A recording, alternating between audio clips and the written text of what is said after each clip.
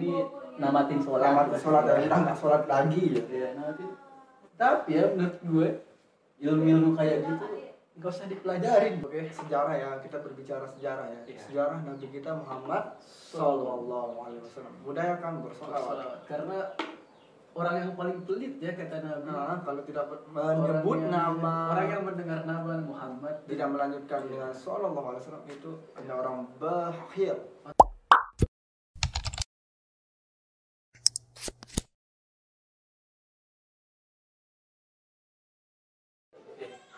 Oke. Assalamualaikum warahmatullahi wabarakatuh. Salam bro. Oh iya lupa. Assalamualaikum warahmatullahi wabarakatuh. Benar-benar perlindungan men. Soalnya arti atau makna dari salam dan selamat kan. Jadi Semoga kita diberikan kita keselamatan. harus mengucapkan salam. Oke, ngomong-ngomong kita hari ini akan membahas tentang Iya. apa? Tentang apa? Kita udah kangen nih nggak bahas sesuatu yang menggelitik ya, menggelitik. Terakhir apa ya? Sebulan yang lalu. Ya. Soalnya bukan ini kameramen kita sibuk. Kemarin istrinya udah lahiran jadi Ya, di konten cuci otak kali ini. sebenarnya bukan cuci otak sih, maksudnya Iya, kita hanya berbagi maksudnya perspektif pikiran-pikiran yang kurang ini ya. Iya, yang orang-orang lain menganggap itu tabu. Nah, sebenarnya kita mewakili, sebenarnya banyak Ya, yang kita memikirkan kayak mewakili kalian yang yang kurang mungkin kurang berani mengenali untuk menyampaikan yang sebenarnya. Dan kita di sini jadi kita di sini hadir untuk mewakili pikiran-pikiran. Jadi kalian harus mendukung kami ya. Dan yang lagi viral ya di daerah kita akhir-akhir ini. Masalah apa? Ya ada desas-desus tentang menyebarnya aliran sesat, bro. Aliran sesat berarti yang baru-baru nih ya? Iya, yang belum terkuak di media atau apa ya? Ya karena kita kan di jauh dari kota jadi kurang terekspos dari media. Ini masalahnya apa? Jadi kemarin itu gue dengar di khotbah Jumat sampai dibawa di khotbah Jumat berarti itu berarti Jumat yang kemarin ya Jumat yang kemarin. Oke. Terus jadi gue nih pas Jumatan kan tiba-tiba khotib ngomong di daerah kita saat ini sedang marak aliran sesat untuk apa sih istilahnya, pokoknya nggak usah sholat gitu istilahnya. Iya. Paham. Soalnya di sini ada paham yang kayak gitu yang kalau bahasa orang sini namatin sholat ya, kita nggak sholat lagi ya. Iya, namatin. Tapi ya menurut gue ilmu kayak gitu nggak usah dipelajarin, bro. Bener. Ini ada teman saya ceritanya sih, dia tuh kayak misalnya dari jam 8 malam sampai jam 12 sampai larut malam, dia itu mencari fatwa sampai larut malam, mencari ilmu tentang bagaimana untuk menamati sholat. Iya, kalau emang nggak mau sholat nggak usah tinggal lo tidur, makan, minum. Justru kalau yang harus dipelajari itu cara sholat yang benar sekali. Bagaimana cara berhenti sholat. Benar. Itu menurut saya sangat mengganggu loh. Untuk apa mempelajari ilmu tentang untuk menamati sholat ya? Itu kan agak ganjal maksudnya. Nggak perlu kalian pelajari.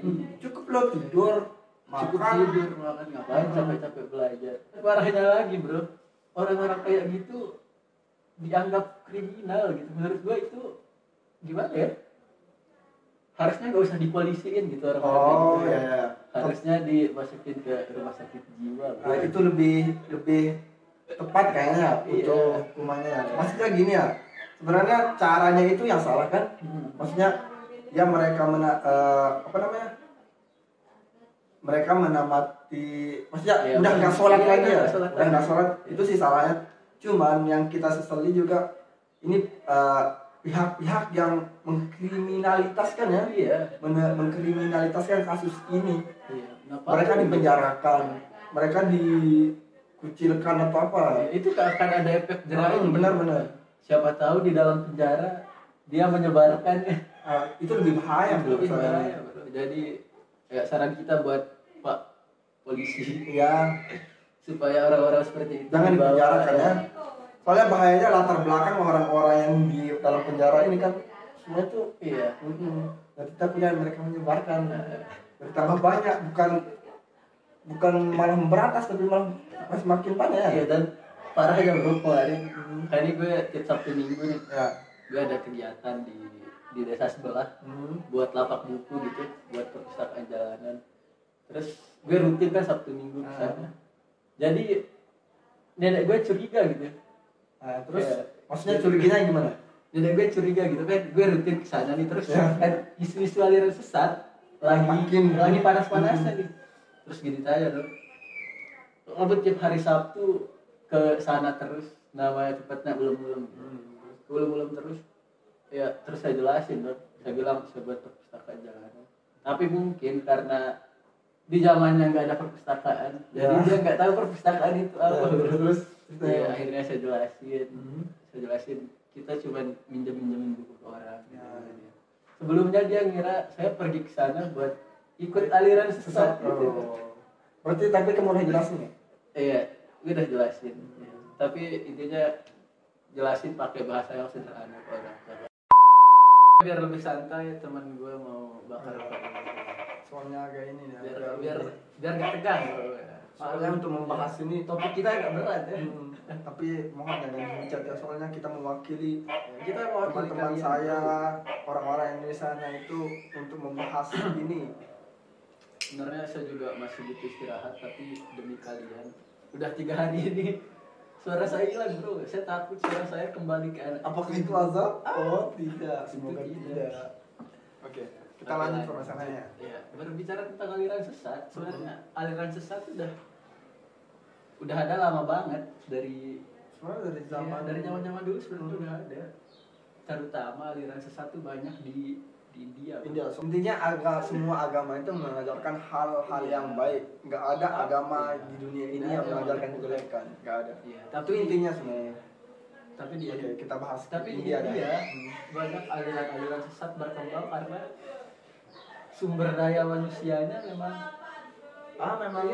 low ya. Oke, sebelumnya kita membahas yang ini bukan dari diri kita, soalnya kita udah membaca artikel ya. Oke, coba kita buka ya. Ini lucu banget. Nah, ini dari mana dia ini? Ini sumbernya dari mana? Dari Bombastis. Ya, www.bombastis. Ya, www.bombastis.com ya. Lu yang baca apa ya? Lu yang react ya? Oke. Dari yang kita Dari yang mana yang ini? Iya, Oke. Kita langsung hal-hal yang nyeleneh, misalnya yang kayak yang pertama itu menghapuskan dosa di Sungai Gangga. Oke. Kan karena Sungai Gangga itu sungai suci ya. Kayak inilah Ka'bah lah yang maksudnya. Kalau di Hindu itu Sungai Gangga, kalau kita di mayoritas Muslim di Yerusalem. Kalau orang Katolik di Roma. Kalau kita kalau kita Muslim di Mekah Ka'bah. Hapuskan dosa di Sungai Gangga. Sungai Gangga adalah sungai terbesar yang ada di India. Setiap 12 tahun sekali sebuah festival besar dilakukan di sini. Festival ini akan didatangi setidaknya 10 juta men. Lu bisa bayangin nggak? Sungai Gangga 10 juta orang. Tapi sungainya panjang kan? Tapi kalau udah 10 juta itu hilir gitu. Oke, gue lanjut ya. Lanjut. 10 juta orang dan mandi bersama-sama dari hulu ke hilir sungai secara bersama-sama. Oke, stop dulu di situ bro. Oke. Tanggapan Gini. Di Sungai Gangga nih. Di Sungai Gangga itu kan sekarang udah tercemar banget ya, itu sudah salah satu sungai terkotor di dunia. Jadi gue nggak bisa bayangin kalau dalam sehari 10 juta orang mandi barengan bro. Oke. Gue ngerti. Berarti saking kotornya gitu ya? Iya, ngerti gak sih maksud gue? Ngerti. Gue tambahin man. Sungainya udah kotor. Ya. Terus orang Indianya udah udah. Maksud gue dari 10 juta orang, mungkin semua orang itu kulitnya sehat kan. Bisa jadi ada yang kecil, ada yang ya mungkin ada juga yang habis mondok. Men, jangan itu ujian sebenarnya. semua itu kalau udah mondok itu pasti udah telan. Sebenarnya gua udah mondok hampir 3 tahun. Anda mantan santri ya? Ah, benar, saya mantan santri. Semoga ilmu-ilmu saya menjadi seorang santri bermanfaat. Iya, benar sekali. Itu enggak tapi Ya. maksud gue iya misalnya tuh kayak yang gue bilang tadi dari 10 juta orang misalnya nih jangan banyak-banyak misalnya 10% dari itu 1 juta orang nih yang penyakit kulit. kulit. Oke. Jadi lo bisa bayangin rame-rame mandi bareng 10 juta sungainya udah kotor nih udah penuh sampah. Oke. Terus bangkai-bangkai hewan katanya juga Banyak dibuang di sana Bro. Jadi yang limbah ada ini limbah rumah tangga juga banyak di dibuang ke sana. Katanya berapa liter tuh setiap hari 3 juta liter kalau nggak salah katanya di Sungai Gangga tuh cairan-cairan limbah dibuang per hari. Oke. Terus udah 3 ini. Iya. Jadi menurut gue di luar mereka menghapus dosa nih ya. Di luar mereka menghapus dosa. Kalau menurut gue lebih masuk akal mereka bukan dapat penghapusan dosa bro. Dapat apa? Dapat penyakit kulit.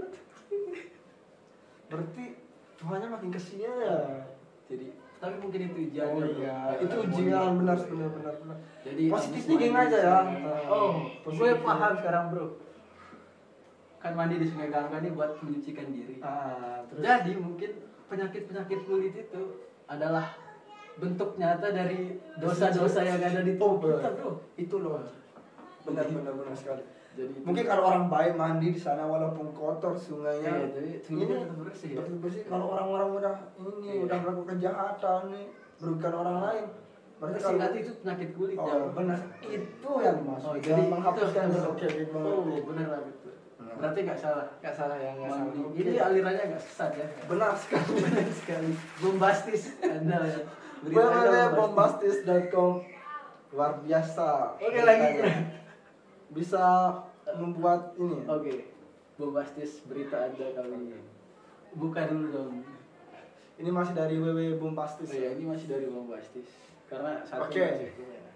Yang kedua, kuil rambut untuk persembahan dewa ya. Banyak orang di India mempercayai jika memberikan sebuah donasi kepada dewa akan membuat hidup mereka jadi semakin baik. Kayak kalau istilah kita dinyumbang ya. Sedekah jadi ya. Seperti yang terjadi di kuil Venkateswara. Ini dari www.bombastis ya. Ingat sekali lagi. Bombastis ya. Ulang. Di kuil Venkateswara, Andhra Pradesh, India tentunya. Di tempat ini setiap hari ada banyak orang termasuk peziarah yang mendonasikan rambut mereka secara cuma-cuma. Jadi buat apa bro? Setidaknya 12.000 orang di penjuru India memangkas rambut setiap hari untuk amal. Sampai situ dulu. Dulu juga pas gue kecil nih sering banyak orang-orang yang kan biasanya nih orang nyari rongsokan tuh plastik dibeli 2.000 per kilogram. Dan dulu juga ada sempet yang orang nyari rambut ya dibeli kayak 50.000 per kilo gitu, tapi rambut kan ringan nih jadi sekilo tuh kayak banyak banget. Jadi jangan-jangan itu dikirim ke India bro. Berarti kita beramal. Tapi gila bagaimana orang yang apa sih pengepul rambut Anda luar biasa. Kita juga ikut menyumbang bro. Lanjut. Lain kali nggak usah dibeli bro. Gue mau nyumbang rambut. Terus rambut yang katanya untuk persembahan Dewa Wisnu ini dijual ke industri wig di luar negeri. Setidaknya $6 juta man. Kalau di rupiahnya berapa? Bentar dulu ya. Kita rupiahin. $6 juta man. $6 juta. $1 itu berapa ya? 14.000 lah. 14.000. Ya, 14.000. Dikali berapa itu? 6 juta. 6 juta. Ini pendapatan per tahunnya, Bro. Bentar dulu. 84 miliar Iya, Bro. Itu dari rambut aja ya. 16 berapa tadi? 6 juta dolar. 6 juta dolar per tahun. Mereka dapat 84 miliar per tahun. Jadi maaf untuk Om Deddy, Anda tidak bisa ikut aliran ini. Karena Anda tidak punya rambut. Iya. Oh ya benar, sebenarnya gue mesinggung. Gak bisa bro. Bagaimana orang yang tidak Orang yang botak terus mau beramal? Agama ini memang berarti anda kurang pahala. Kamu botak. Tapi menurut gue, kenapa katanya persembahan buat Dewa Wisnu, kenapa dijual rambutnya bro? Coba mungkin ada alasan lain. Ada alasan lain. Praktik ini terus dilakukan meski sudah banyak orang tahu kemana rambut mereka akan berakhir.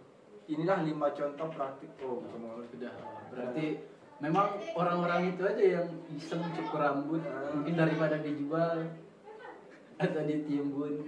Soalnya gini men, penghasilan dari jual rambut ini langsung disumbangkan ke kuilnya ini, makanya kuilnya jadi megah men. Jadi itu ya untuk pembangunan kuil. Iya tapi langsung aja bilang untuk pembangunan kuil. Jangan mengatasnamakan Tuhan untuk kepentingan. Itu nggak boleh. Oke. Ya itu aliran sesat. Dan sekali lagi aliran sesat itu menurut kita nggak apa-apa ya. Maksud kita nggak apa-apa